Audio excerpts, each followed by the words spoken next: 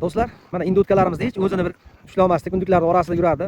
Hozir induklarni tuxumlashdan oldin, tuxumga kirishdan oldin parashoklarni bu narsa beriladigan narsalar bor, qamab qo'yganmiz. Induklarimizni mana indutkalar ko'rinib qoldi. Ancha-muncha indutkamiz bor, Allohga shukr. Induklarning orasida yaxshi ko'rinmaydi. Do'stlar, shu qorabosh, oqbosh deganga unaqa yaxshi tushunmayman. Bizda unaqa indotkada ko'p tajriba yo'q.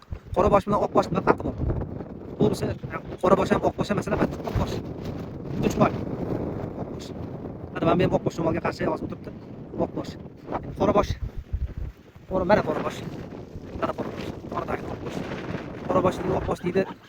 Biz uchun to'g'risi farq yo'q. Shu ochib chiqsa, yaxshi chiqsa bo'ldi. Oqboshda ham kattalari bor, qoraboshda ham kattalari bor. Mana yoyilib ketgan. O'tkalarimiz mana yomg'ir yog'di, mahassa qilishdi ular. Mana endi bir qismi kapakdek barcha bor. Mana g'ozlarimiz. Bedada yuribdi. Mana beda nishlab qolgan. Qantarovod deydi Samarqandda, bilmadim. Qaysi viloyatlarda nima deydi? Birovlar 25 ta Qantarovodi deydi, birovlar 5-da deydi. 5-da Qantarovod bilmayman, lekin shu 5-dan keyin ko'plar aytdi Qantarovod deb va maysalar chiqib boshladi. Xudo xolasa bular ham o'sha tuxumlash jarayonida ana xo'rozlari bosib boshladi. Inshaalloh men tuxumlarni yig'ib o'ziga ham bostiramiz. Biz inkubatorda ochira olmadik. O'ziga bostiramiz, keyin indukka bostiramiz. Induknikini inkubator yaxshi ochadi, lekin bunikini o'tganikini g'oznikini yaxshi ochmas ekan. Shuning uchun biz o'tgan yil ancha tuxumimiz palaqda qilib qo'ydik. Bu yil ham xudo xolasa bostirmoqchi emasmiz inkubatorga.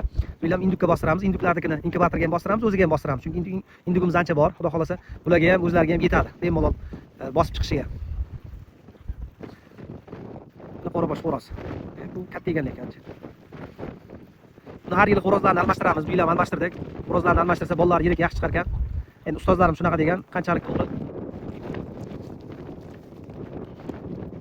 Do'stlar, kanalga podpiska bo'lmaganlar podpiska bo'l, bosib, like bosib, kommentariyada o'z fikrlaringizni qoldirib ketingizlar. Bizlar uchun muhim, har bir kommentariyani o'qiymiz. Bilganimizcha javob beramiz. Bilmaganimizga ustozlar bor, ustozlarimiz ham bor kanalimizda. Ustozlarimizdan ham so'rab qolardik, biz bilmaganda kommentariyada javob berib ketishlaringizni. Chunki javob olish uchun yozadi podpisklarimiz. O'zimiz qo'limizdan kelguncha javob beramiz. Qo'limizdan kelmasa, indamay ketamiz.